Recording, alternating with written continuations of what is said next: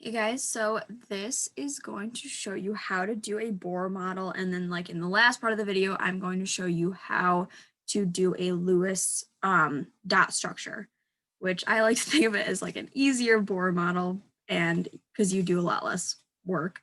So first, this is just in case you were absent. When I taught this, I'm going to show you how to do a Bohr model. Then I'm going to go over the top of the worksheet that we did in class, and then I will show you how to do the Lewis dot structure. Okay, so let me share my screen with you. Okay, so here I have a blank screen. These are kind of some informal notes because I am going to show you how to do the Bohr model without like actual notes or a slides presentation. I'm just gonna kind of draw it in front of you so hopefully you can see how it's done. So you already learned about what Niels Bohr did. He basically said that there's no way that electrons can just be randomly floating outside the nucleus. They're organized in energy levels, which is true. But we did later find out that his models were a little bit inaccurate because he thought that electrons moved around in a perfect circle, which they don't. So while it's inaccurate, the Bohr model is very helpful in showing us just maybe how electrons are arranged around the nucleus. Okay, so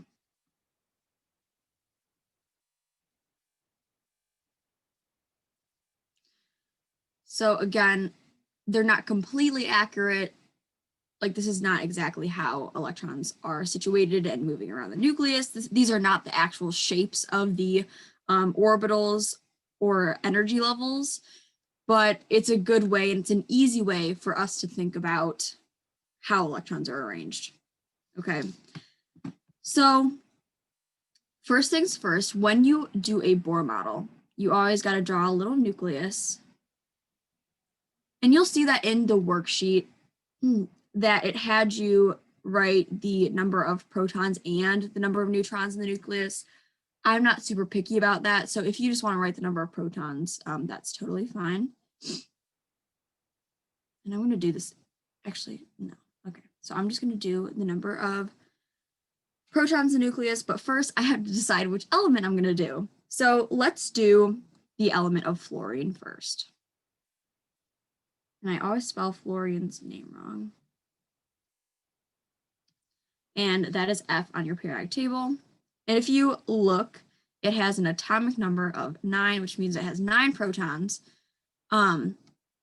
So if it has 9 protons, and we're assuming this is so when you do Bohr models, if you're not told otherwise, assume it's neutral. So we have 9 protons and we're assuming it's neutral. So that means we have 9 electrons that we have to place around the nucleus.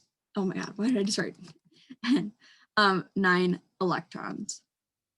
Okay, so I'm gonna write the rest of my circles. So I'm just gonna write a few circles. So I'll write 2. And now I'm gonna make my electrons a different color.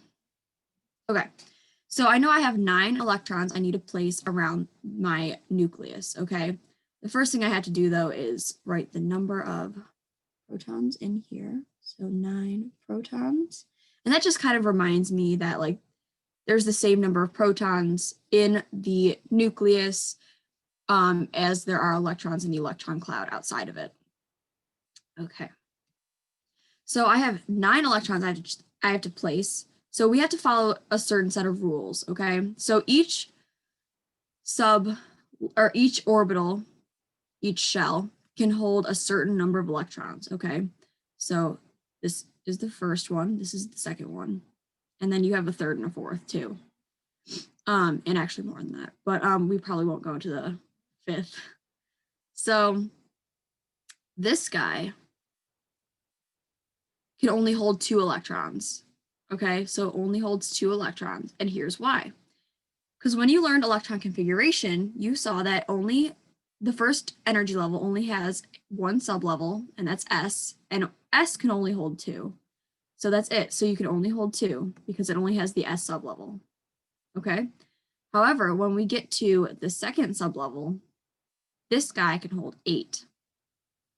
Okay, and again, here's why. So whenever you're doing the electron configuration, you go 1s2, 2s2, 2p6, okay? So we know that the second energy level has two, sorry, I want to read this first. So 2s, and again, s's can only hold 2, and we have 2p, which can hold up to 6, okay? And so the total number of electrons, because the 2 principal energy level can hold 2 in the s and 6 in the p, you add those together, and you get 8, okay? So 2 plus 6 is 8. So in a similar way, when you have the third energy level, it can hold 18. And that's because, if you recall, you have 3s2, 3p6, 3d10. Okay, so this can hold to 18 because you have 2 in this sublevel, 6 in this sublevel, and 10 in this sublevel. And when you add 10 plus 6, that's 16, plus 2 is 18. Okay, so the third can hold up to 18. And then we'll never really go past the fourth, but the fourth can hold 32. And again, the reason is because we actually go up to F here. So we have 3s2, 3p6, or I'm sorry. What am I doing? I got carried away. So we have 4s2, 4p6, 4d10, and then we have a 4f14. Okay, and when you add these all together, so 2 plus 6 is 8, plus 10 is, so plus 10 is 18, plus 14 is 32.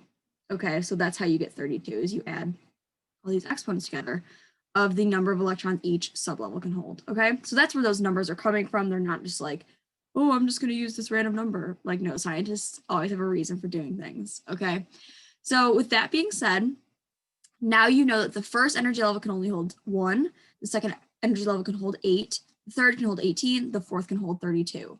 There is another way you could do your Bohr models, and if you did them this way, I would not mark you wrong. It's just these are the ways, this is the way I usually do it, because it represents how many electrons each principal energy level can hold based on how many sublevels it has. So that's why I usually do this one. But if you do the other way, which I'll show you in a second, I'm not going to mark you wrong, and it'll actually help you with valence electrons. But I usually just do it this way. Okay, so I'm going to put my 9 electrons around my nucleus. So I'm going to put the 2 here first, because remember, you always start with the lowest energy. So you always start with the lowest energy level. So in our case, or in every case, the lowest energy level is going to be 1, and then it's 2, and then 3 and 4, okay? So I'm going to put my 2 electrons on 1 first. So 1, 2. Now I still have 7 electrons left to put around the nucleus, but this is full now, so this cannot hold any more, okay? The S sublevel within this can hold nothing more, okay? So now we have to go to the next energy level, just like an electron configuration and orbital box diagrams. So I have 7 more to place, and this can hold 8, so I know I'm not going to fill this, which is nice, because then I don't have to draw another circle. So 1, 2, 3, 4, 5, 6, 7. Okay, I think I'm done, but I'm going to count to make sure I have the correct number of electrons just in case. Okay, so I have 1, 2, 3, 4, 5, 6, 7, 8, 9. Perfect. So this is an atom of fluorine, a neutral atom. So something else I would like to note here. Keep in mind that the number, so I briefly introduced valence electrons, okay? And if you recall, valence electrons, And I'm going to write this definition down so you don't forget. So valence electrons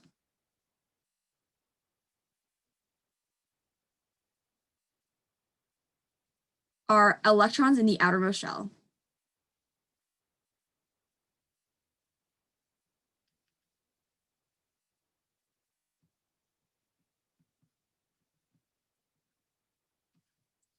Or highest energy level slash highest. I know I'm running out of space. Energy level. So in our case, right here with fluorine, the highest energy level is 2, okay? Because we didn't go to 3, so it's not even touched. So that's why we don't include it here. So if we have 2 as our highest energy and our outermost shell, guess where the valence electrons are? Right, so fluorine, ooh, I don't know why that did that. So fluorine, if we count on the outermost energy, outermost energy level, 1, 2, 3, 4, 5, 6, 7. So if you think about it, fluorine has 7 valence electrons, okay, which makes sense because looking at where it is on the periodic table, it's in group 7A. Wow, I wonder why they named it that. Because every atom in that group has 7 valence electrons.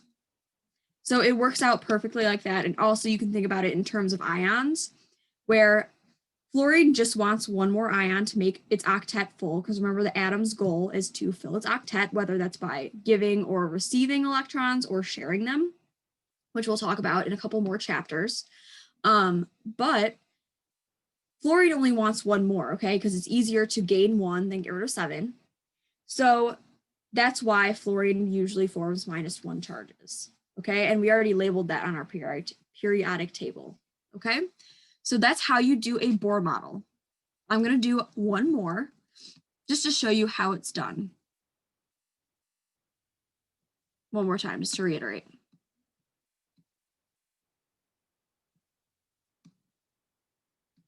Okay, this time I'm going to do, let's see.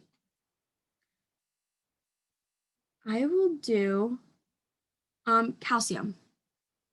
So I'll do calcium,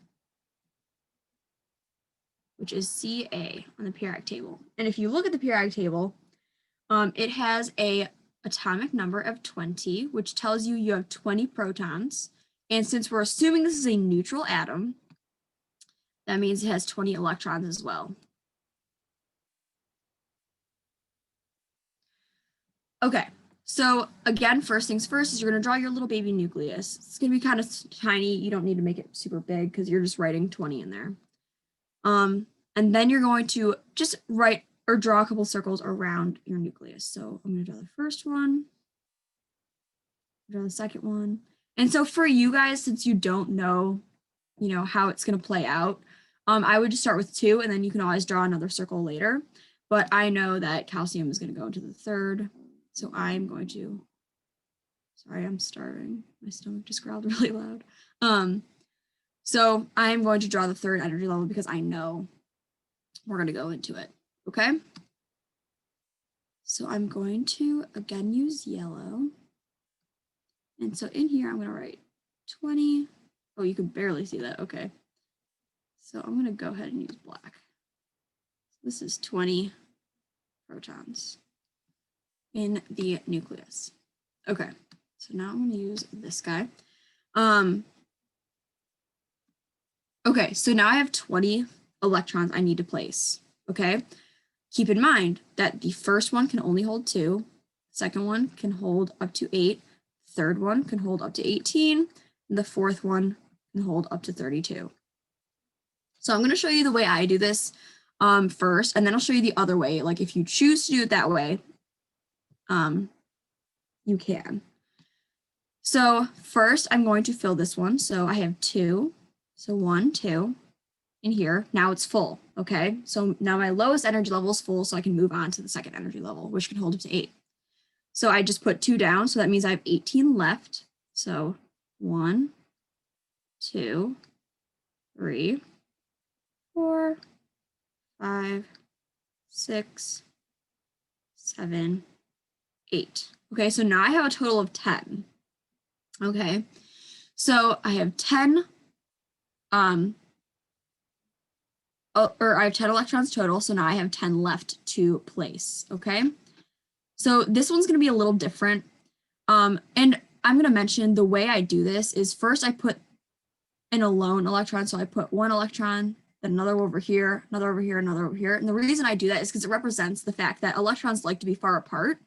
They never like to be close together, because obviously like charges repel, so they don't want to be near each other, except for when you go back and you pair them up, okay? And this represents, for example, when you have your electron configuration or your orbital box diagram, and you have, one up arrow, one down arrow, how you have paired electrons and they have opposite spins. That's basically what this is representing.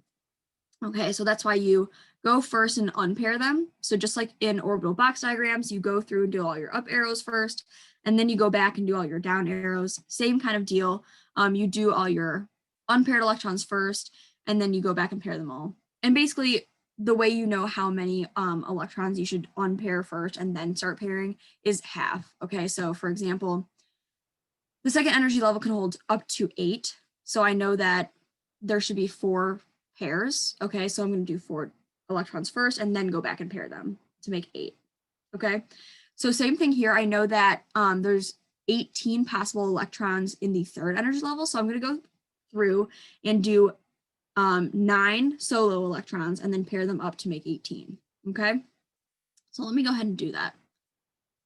So 1, 2, 3, 4, 5, 6, 7, 8, 9. And now I'm gonna go back and pair them up. 10. Oh, okay. So that is, so wait, did I do that right? I think I did. So let's go through and count all of these just to make sure we're on the right number of electrons. So 1, 2 in the middle, 3, 4, 5, 6, 7, 8, 9, 10. So we're at 10, 11, 12, 13, 14, 15, 16, 17, 18, 19, 20. We're good. So the number of valence electrons for these are a little tricky, especially if you do it this way. But essentially, you just subtract, so you just have to subtract 8 from it, okay? Because remember, atoms like to be in octets. So if they like to be in octets, that's basically implying that within the third energy level, I'm gonna make this a little smaller. So within the third energy level, the S is filled and the P is filled, and the D is in the process of being filled. So right now it would be at 2. So we have 10 total electrons in this outermost shell. And because we do it this interesting way with the 18 out here, the accurate way, that means, so we have 10 total electrons in this, but we have to subtract 8 because we have to take into account that these are both full and happy, and we have this octet. And so 10 minus 8 is 2. And so we have 2 valence electrons. Okay, and so that's why we're 2 in to filling the D sublevel. Okay, so hopefully that makes sense. There is one other way that you can do this, and I'm going to show you how to do that after I erase all this super duper quick. So keep in mind that I just said calcium has 2 valence electrons, okay? So calcium has 2 valence electrons. Okay, so again, I'm going to start out with my nucleus and the fact that there's 20 in there. So 20 protons. And now I'm going to draw, I'm just going to start with 2 energy levels, okay? Even though I know we're going to go to 3. I'm just going to start with 2 so I can show you. Okay, so same thing.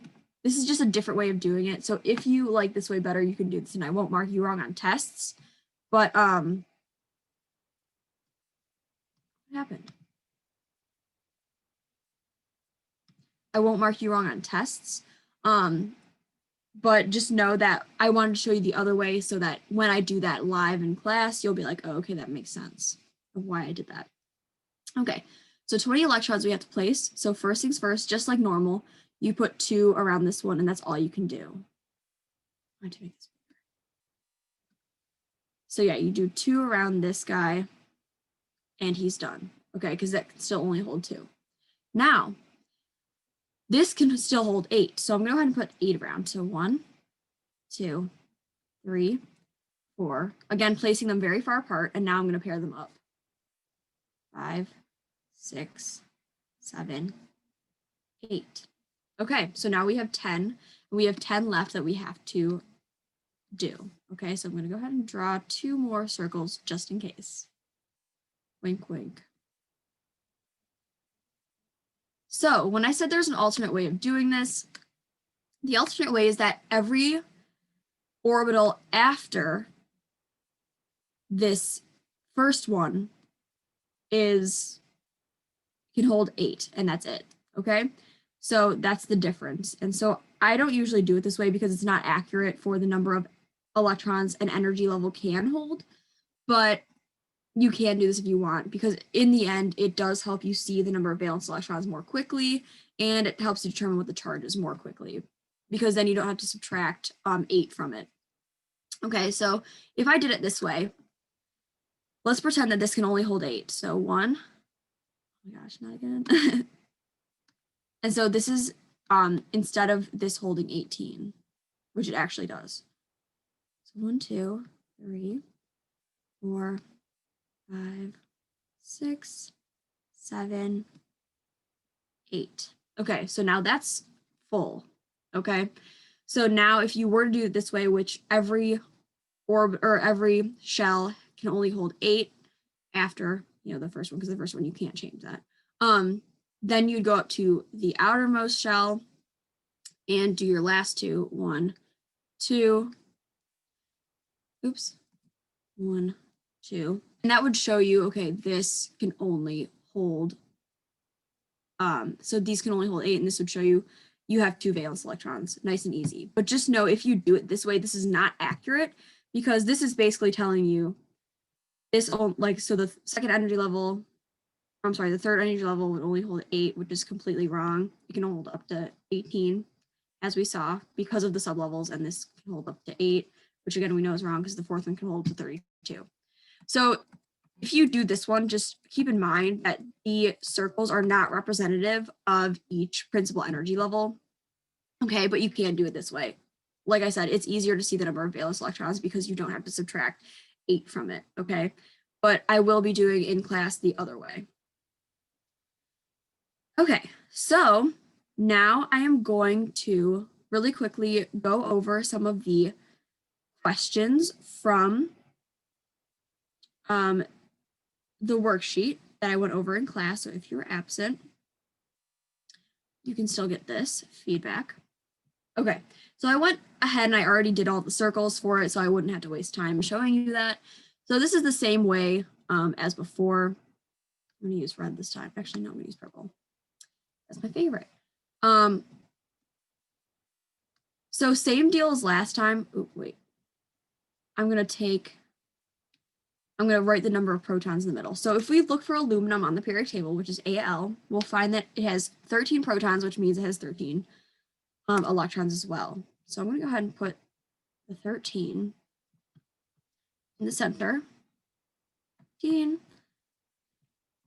And now I will do the electrons. So we have 13 electrons to place because we're assuming this is neutral.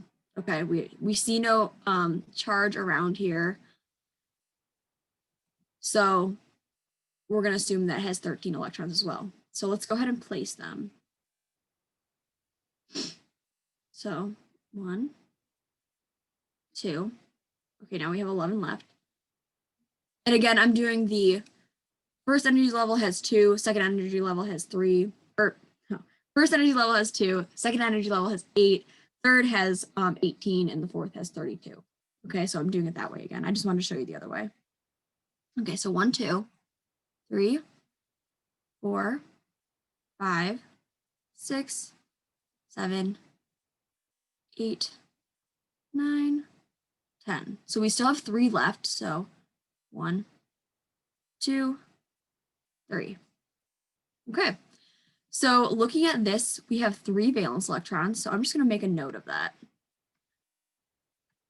So we have 3 valence electrons.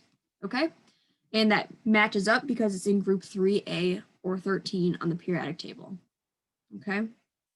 Let's continue. So silicon is right next to aluminum, so it has 14 protons. So I'm going to go ahead and put this in the middle.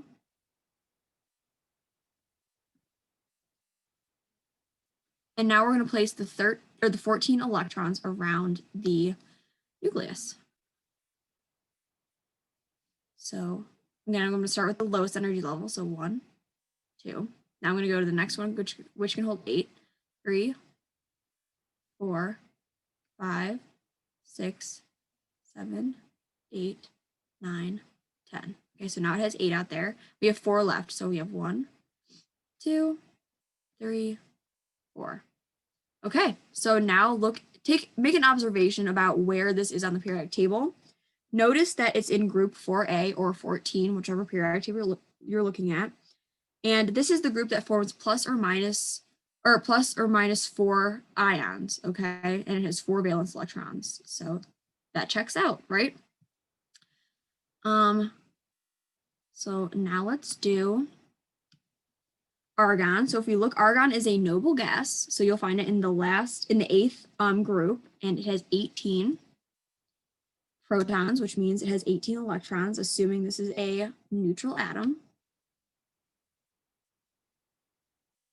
Throw that in the middle. Now we can do our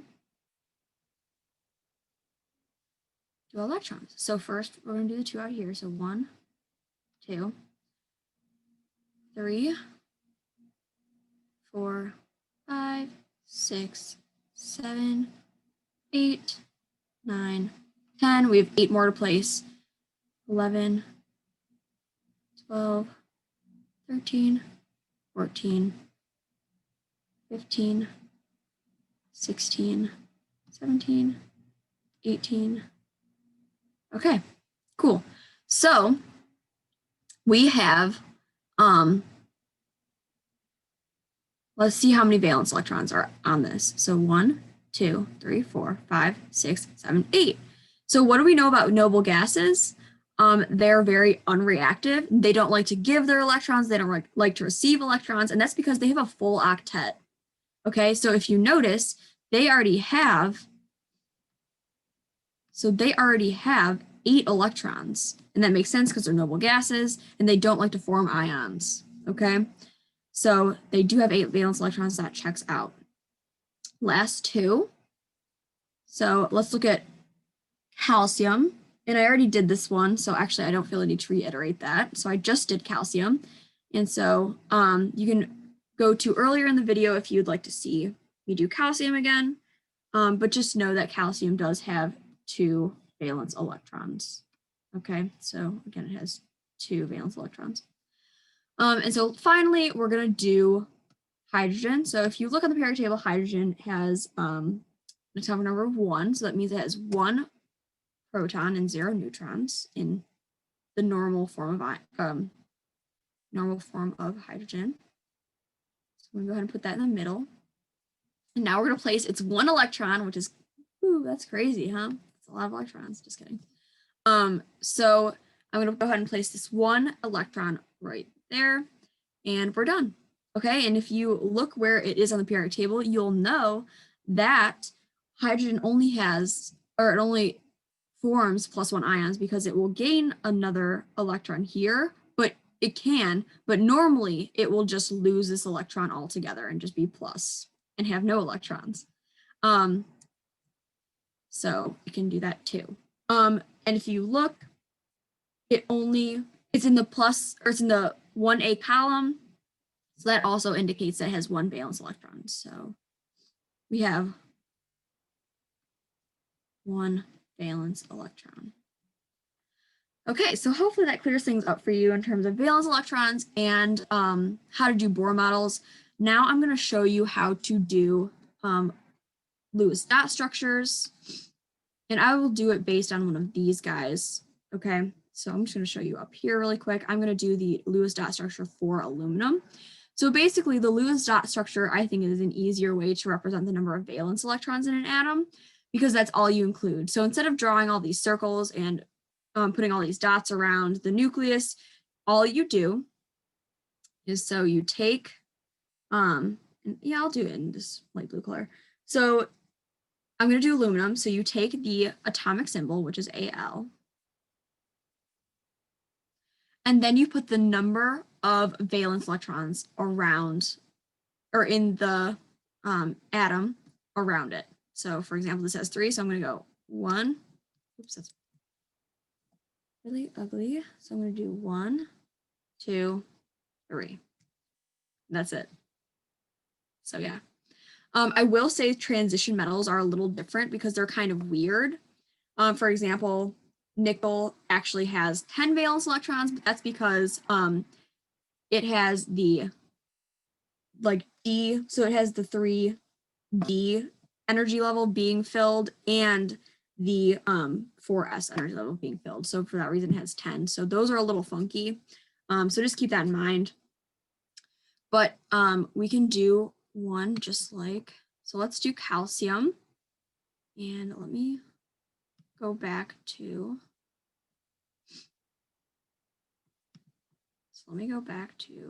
sharing my other screen. So this is calcium. We know that it has 2 valence electrons because the way I did it this time, but if I were to do the other way, remember you have to subtract 8 from it because you assume that the P and the S sublevels within the third already have, are already full, so they're already good, okay? So we already know that calcium only has 2 valence electrons, so for calcium we'd do Ca and then do 1, 2.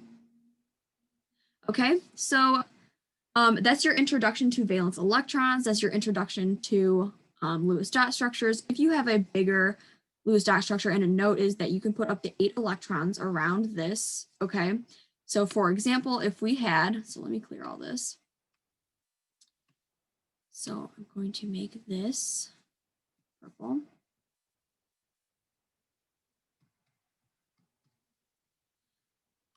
So if we had something like,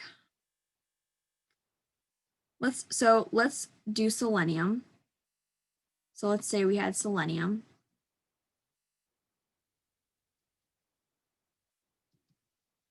Because it's in group 6A or 16, I know that it has 6 valence electrons without even doing it, but I'm going to actually have you guys do the Bohr models too.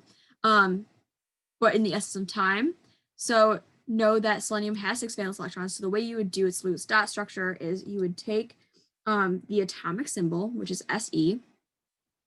So you do Se, and then put the 6 valence electrons around. So same way I did the electrons around each energy level.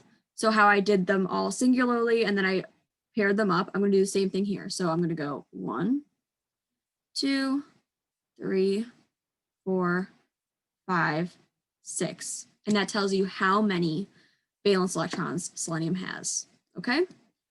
So that concludes this video. If you have any questions, let me know. But besides that, have a good day.